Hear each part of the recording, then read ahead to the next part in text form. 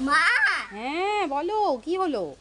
শোনো, তুমি বলেছিলে না তোমার মালাটা ছিঁড়ে গেছে, হ্যাঁ। আর আর আর তোমার ক্লিপটা মাথায় পড়তে গিয়ে ভেঙে গেছে পড়ে।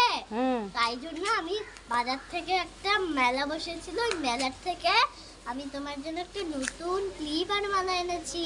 সত্যি? হ্যাঁ, দেখি। উল্লু বানাবো না, দাঁড়াও দেখাচ্ছি। হাতটা পাতো, চোখ বন্ধ করে হাতটা পাতো। চোখ বন্ধ করতে হ্যাঁ, হবে? চোখটা বন্ধ আচ্ছা, চোখ করো। বন্ধ করেছি, হাত পেতেছি। এই দেখো।